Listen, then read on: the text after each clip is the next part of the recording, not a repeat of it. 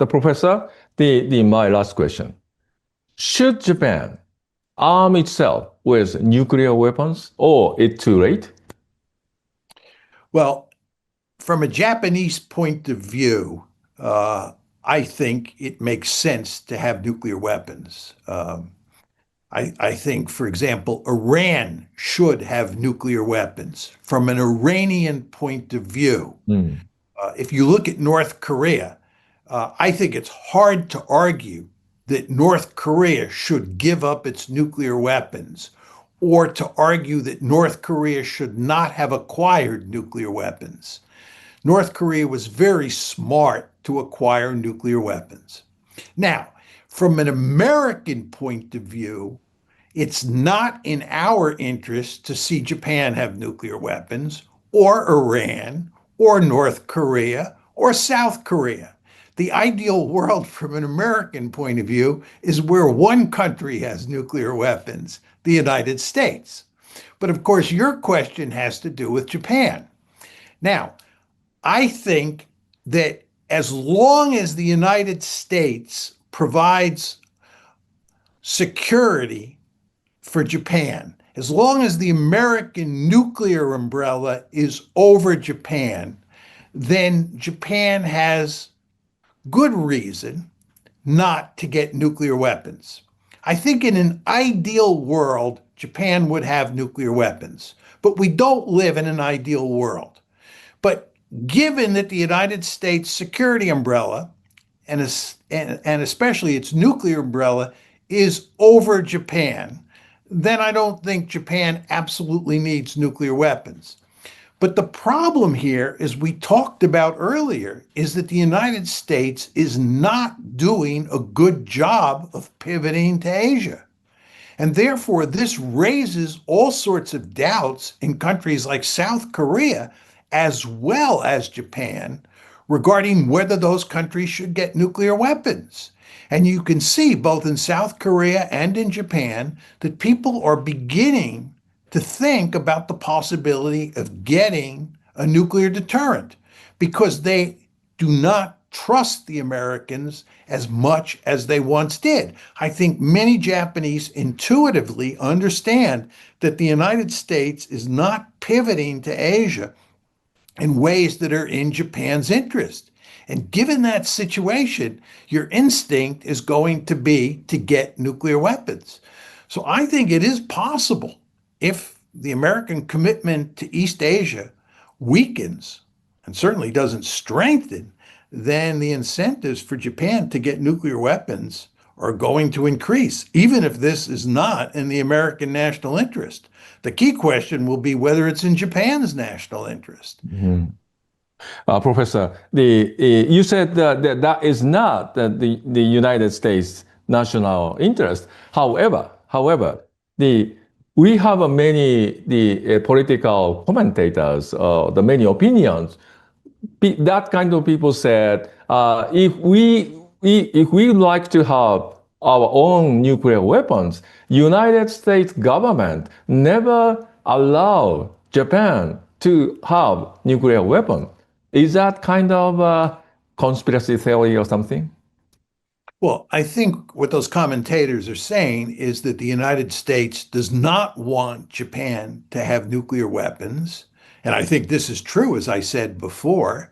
And I think they're also saying that the United States will go to great lengths to prevent Japan from getting nuclear weapons, just as we will go to great lengths to prevent South Korea or Taiwan or any other country in East Asia from getting nuclear weapons.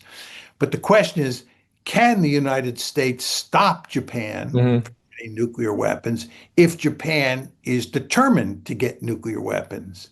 And the answer is no. If Japan wants nuclear weapons, it can get nuclear weapons. It will pay a certain price, but not a great price.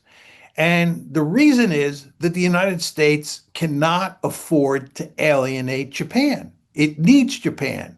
If the United States is going to contain China, it cannot do so without Japanese cooperation. So that's a way of saying that Japan has leverage over the United States if the United States decides to play hardball when Japan goes down the nuclear road. Furthermore, the Japanese have enough plutonium that they could easily develop a survivable nuclear arsenal. It would not take a great deal of effort. And of course, Japan not only has the plutonium, it definitely has the human capital that's necessary to develop a bomb. So it would not be that difficult for Japan to do it. And again, I think the United States would protest and use its coercive leverage to prevent it. But in the end, it's not going to be. The United States cannot stop Japan if it wants to go nuclear. If the United States wants to stop Japan from going nuclear, it has to fully pivot to East Asia and do a better job of convincing the Japanese that the United States has their back, that the United States will be there for them. Again, the problem here is that many Japanese leaders, many Japanese policymakers intuitively understand that the United States is doing a poor job of pivoting to Asia. And it is doing a poor job of providing security for Japan. And Japan, of course, is depending on the United States.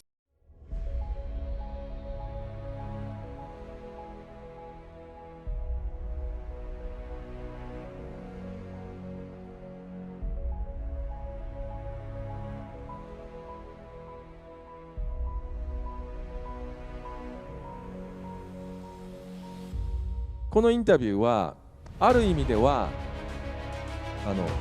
ユニークというか貴重です。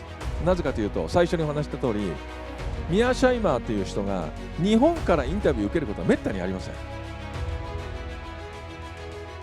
トランプと我々の敵はグローバリストである、はっきり言ってました。つまり関税を上げるとインフレ起きるよねっていう現在の主流の経済学者が言うのは全く逆のことが今起きてると。